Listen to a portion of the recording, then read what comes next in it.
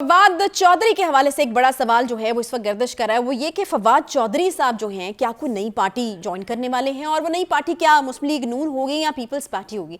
बुखारी साहब ये वैसे मुझे तो अजीबोगरीब ही सवाल लग रहा है। फवाद चौधरी साहब डिफेंड करने में सफ़े अव्वल में खड़े हमें नज़र आते हैं, बिल्कुल हर अव्वल दस्ते के तौर पर पीटीआई के खान साहब को डिफेंड करने में, खान साहब के मशवरे देने में। तो किस तरह हो सकता है कि फवाद चौधरी साहब जो हैं वो अब खान साहब को इस तरह तनहा छोड़ के जो है वो किसी नई पार्टी की तलाश में, तो ये खबर किस हद तक दुरुस्त है जो इस वक्त सर्कुलेट कर रही है? हमारे सियासी मंजरनामे में माइग्रेटरी बर्ड्स का बड़ा जिक्र आता है, आपने भी सुना होगा। सही, जिसको उर्दू ज़बान में फसली बटेरे कहते हैं, और तो कुछ और नहीं पंजाबी कहते ज़बान में बेपेंदे के लोग कहते हैं। अच्छा, कि इनका पेंदा कोई नहीं होता, ऐसे ऐसे लुढ़कते रहते हैं, कभी इधर कभी उधर। देखा ना आपने कोई हाँ जी, वो मुझे एक लफ्ज़ का खदशा था, वो आपने इस्तेमाल नहीं किया, लेकिन हो सकता है आप आगे कर लें, क्या पता। तो मुझे टिप दे देना, आप इस्तेमाल करने में तो हम एक बस मिनट आप नहीं कर ही लेंगे फिर तो आप। अच्छा जी, देखिए गुजारिश ये है कि एक साहब थे मसूद सादिक साहब, वो अयूब खान की कैबिनेट में वजीर बने। उसके बाद फिर कुछ 6-7 हुकूमतें आई, वो उनमें वजीर थे। तो एक साहब उनसे मिले, उन्होंने कहा आपको शर्म नहीं आती कि आप किसी के भी नहीं है और सबके साथ हैं? उसने कहा शर्म मुझे क्यों आए, शर्म तो उन्हें आनी चाहिए जो मुझे हर हुकूमत में शामिल कर लेते हैं। तो इसी तरह के कुछ लोग हमारे इस एरा में भी मौजूद हैं, जो स्टार्ट कहीं से करते हैं, शामिल किसी में होते हैं, वजीर किसी के बनते हैं, मशीर किसी के बनते हैं। उनमें ये नुमाया नाम है हमारे फवाद चौधरी साहब का। बुखारी साहब फिर वो नजरिए की सियासत तो नहीं करते ना, मतलब लोग कहीं में भी फिक्स हो जाते हैं, फिट हो जाते हैं। मैं अर्ज करूं आपसे, फवाद चौधरी साहब ने सियासत पर सियासी मंजरनामे पर वो नमूदार हुए as spokesman of General Musharraf. फिर उन्होंने काफ लीग के टिकट पे इलेक्शन लड़ा और हारे वो। अच्छा, इसके बाद उन्होंने फिर पाकिस्तान पीपल्स पार्टी में शिरकत की और जरदारी साहब के बारे में किस किस किस्म की, मैं लफ्ज़ कुछ गलत इस्तेमाल हो जाएगा मुझसे, अच्छा, खुशामद पे हम वो करते हैं कि किस किस किस्म की कसीदा गोई की, अच्छा, सनाखानी की, और किस किस तरह से ये साबित करने की कोशिश की कि उनसे बड़ा डेमोक्रेट कोई नहीं है। अच्छा, और अल्टीमेटली ही लैंडेड इनटू पीटीआई। फाइन, यहाँ तक तो वो हो गया जो हमने कहा कि फसली बटेरे होते हैं, वो माइग्रेटरी बर्ड होते हैं, वो एक दूसरे।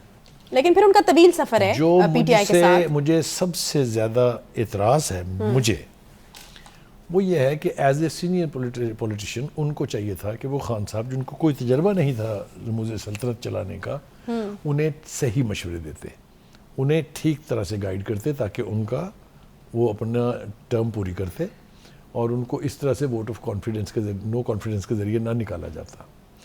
इनके जो मशवरे हैं, इन्होंने 2 काम किए बड़ी सुरत के साथ और बड़ी कामयाबी से। इन्होंने फौज से लड़ाई कराने में अगर किसी एक इंडिविजुअल का बहुत बड़ा हाथ है तो वो फवाद चौधरी साहब है। वसूख से कह रहा हूँ मैं अगर आप कहें तो इसके ऊपर बयानात रिकॉल करके दिखा सकता हूँ। ये परवेज इलाही साहब भी बहुत वसूख से कह चुके हैं। अच्छा, उसके बाद अदलिया के बारे में हम लोग महीनों और सालों कहते रहे कि जनाब खान साहब बड़े लाडले हैं उनके। लेकिन फिर एक वक्त आया है, अब भी है शायद, कि उनसे भी उन्होंने लड़ाई करा दी है। और मैंने एक जुमला पहले भी एक प्रोग्राम में कोट किया था, आज फिर कहता हूँ कि जब समन किया सुप्रीम कोर्ट ने उनको, ख़ास तौर से वो जज ज़ेबा साहिबा जो थी चौधरी, उनके केस में, तो इस फवाद चौधरी ने प्रेस कॉन्फ्रेंस में कहा कि चीफ जस्टिस ऑफ पाकिस्तान को इमरान खान से माफ़ी मांगनी चाहिए। कहा क्या इमरान खान साहब ने कहा कि की कह रहे हो तू, what are you saying, is this how the chief justice of the Supreme Court should be addressed? कहा उन्होंने नहीं। नतीजा फिर उसका क्या निकला आपके सामने, वो केस अभी तक गले पड़ा हुआ है। लेकिन मुखाई साहब सवाल जो है ना, वक्त कम है और सवाल जो है वो मेरा वही है। वैसे तो खैर आप जो कह रहे हैं वो बिल्कुल ठीक है अपनी जगह बात। फवाद चौधरी ने गिरफ्तारी के बाद वापस आकर भी जो असम्बलियाँ तहलील करने वाली बात है उसको बेहतरीन हिकमत अमली जो है वो करार दिया। लेकिन अब मुझे ये बताइए कि फवाद चौधरी साहब ये सारे मशवरे दे के और बकौल आपके कि वो गलत फैसले थे वो करवा के अब जा किधर रहे हैं? सवाल तो असल ये था। देखिए, उनके खिलाफ पीटीआई के अंदर नफरत बहुत भरपूर है। अच्छा, एक बड़ी तादाद जो इमरान खान साहब के करीबी लोग हैं वो समझते हैं कि ये फवाद चौधरी साहब ने गलत मशवरे दिए हैं। फवाद चौधरी साहब ने अदलिया और फौज से लड़ाई कराई है खान साहब की। ये एक फीलिंग है नहीं जो तो- लोग ऑफ द रिकॉर्ड हमसे बात करते हैं, हाँ। वो ये खुल्लम खुल्ला कहते हैं। इसका अदराक है फवाद चौधरी साहब को, उनको लग रहा है कि अब उनकी जगह जो है वो तंग होती जा रही है? मैं समझता हूँ ये वही वजह है जिसकी वजह से उन्होंने पीपल्स पार्टी से भी रब्ता किया और नून लीग से भी रब्ता किया। ये पक्की इन्फॉर्मेशन है कि भाई आपको- एक जो है जो कुंडी साहब है, फजल करीम फैसल कुंडी करीम कुंडी साहब साहब डिप्टी स्पीकर है भाई, खुदा के लिए जिम्मेदार आदमी है, कंफर्म कर रहे हैं वो उसने कंफर्म किया है। और दूसरा इरफान सिद्दीकी जो आइडियोलॉग है नवाज शरीफ साहब के, अच्छा। और सेनेटर रहे हैं। कई बात बन जाएगी क्योंकि कुड्डी साहब ने तो कह दिया कि पीपल्स पार्टी ने कुछ नामों के ऊपर क्रॉस लगा दिया हुआ है। ऐसा ही नून लीग ने भी अच्छा, किया हुआ है। वहां पे भी कोई जगह नहीं है ठीक है, उनके तो अब जाएं तो जाएं कहाँ, गाना सुना है आपने? तलत महमूद का बड़ा फेमस गाना है, जाएं तो जाएं कहाँ की कैफियत से वो दो चार हैं। लिए। अच्छा, मैं इस किस्म के लोग जो पार्टियां तब्दील करते हों, नहीं बुखारी जो साहब अपने अब फिर- लीडरशिप को मिसगाइड करते हों, उनकी सियासत में गुंजाइश नहीं होनी नहीं चाहिए। वैसे फिर मेरा एक सवाल है कि क्या वाकई फवाद चौधरी साहब इस वक्त जितना बहुत प्रोमिनेंट आदमी है पीटीआई के, क्या वाकई इतनी जगह उनके लिए तंग हो चुकी है पीटीआई में कि उनको ये करना पड़ रहा है कि वो उन पार्टीज में जगह तलाश कर रहे हैं जिन पे ऊपर वो ताबड़तोड़ हमले करते रहे? देखिए, ये हमारी सियासत का बहुत ही अनफॉर्चुनेट पार्ट है कि हम भूल जाते हैं कि पहले हम क्या करते रहे हैं। बेपनाह नाम लिए जा सकते हैं, जो नाम ले ले के जरदारी साहब, बेनज़ीर भुट्टो साहिबा मरहूम, और नवाज शरीफ और शहबाज शरीफ के बारे में क्या क्या नहीं कहते रहे, और फिर उन्हीं की टिकटों के ऊपर इलेक्शन लड़े। अगर आपको याद हो, जितने भी पीटीआई के मुनहरफ अरकान थे वो क्या कहते रहते थे नून लीग के बारे में और उसकी लीडरशिप के बारे में, और फिर उन्हीं से टिकट लेके बाई इलेक्शन लड़ा ना। तो ये हमारे यहाँ रवायत है जो बहुत बुरी है। हाँ। ये रवायत जो है इसको पनपना नहीं चाहिए, इसको आवाज नहीं देना चाहिए, इसको फ़रोग नहीं देना चाहिए। अच्छा, लेकिन this unfortunate part is there.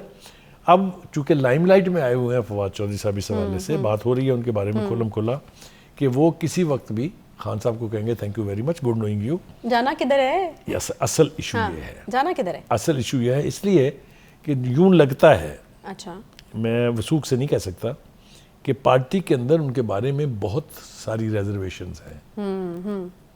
Khan साहब को वो अभी तक कन्विंस नहीं कर सके थे, क्योंकि खान साहब की आशीर्वाद इनको हासिल ना होती तो ये स्पोक्समैन तो नहीं रह सकते थे ना पार्टी के। अच्छा, लेकिन ये फीलिंग मौजूद है। अब चूंकि एक नया फेज शुरू हुआ है, पीटीआई जो है अब हुकूमत में नहीं है। हुकूमत के मेले तो लूट लिए ना, मौजें लूट ली हैं। जरा देखिएगा सही किस किस नस्ल के रेफरेंसेस आएंगे, चाहे वो पीटीवी के हवाले से हैं, चाहे वो भांप लिया किसी भी उन्होंने हवाले से। जो है सिचुएशन उनको को। पता है कि होने क्या एक जा चक्कर रहा भी लगाए वो। है। हाँ, ठीक है, और चक्कर लगा के बाहर आके बड़ा ज्यादती उनके सही। साथ हुई है। लेकिन मेरा ख्याल ये है कि खान साहब को अब बहुत सोच समझ के अपने इर्द गिर्द जो लोग हैं उनकी छांटी करनी चाहिए। एक अच्छा, ऐसे लोग अपने करीब लाने चाहिए जो जिनके पास विजन है, जिनके पास एक्सपीरियंस है। ठीक। क्योंकि आप देखें ना, खान साहब ने 1.5 साल के बाद ये कहा था हम तो अभी सीख रहे हैं कि ये हुकूमत चलाना क्या होता है, याद है ना आपको? हाँ बिल्कुल। अच्छा, ये कहा था कि मुझे तो ये पता ही नहीं था कि ये भी है, हाँ। या मुझे मेरी बेगम साहबा ने बताया था कि वो देखें डॉलर गिर गया मार्केट में, क्रैश कर गई है मार्केट वगैरह वगैरह। तो ये बहुत सारी सूरत हाल इसलिए है कि जो ढंग के लोग हैं वो उनके साथ नहीं, आजमाए हुए चले बुखारी साहब, लोग उन्होंने दोबारा आजमाए और नतीजा वही से इस सर्कल के हवाले से आप पहले भी जो है वो विश्व सर्कल बुलाकर इसके बारे में बात करते रहे, लेकिन मेरे ख्याल में खान साहब की अगर बात की जाए तो ये उनके लिए बेहतर चीज़ है या बेहतर एक जो है वो चीज़ सामने आ रही है कि इस तरह के लोग शायद जो है वो बुरे वक्त में खुद ही उड़ के कहीं और परवास कर जाते हैं, जिस तरह के शुरू में बुखारी साहब ने कहा था कि हिजरत करने वाले परिंदे जो हैं। तो अगर ये जी जल्दी से जरा वो ये कि मैंने उनका इशारा खास तौर से किया है जो ये माइग्रेटरी बर्ड्स में माहिर हैं। अच्छा, उनका माजी का ट्रैक रिकॉर्ड भी साबित करता है कि ये उड़ने वाले परिंदे हैं। ठीक है, चले जी। इसके साथ ही प्रोग्राम का वक्त यहाँ पर इसी नोट पे आज ख़त्म करते हैं। इंशाल्लाह ताला आपसे कल मुलाकात होगी। ख्याल रखिए, तब तक के लिए अपना अल्लाह।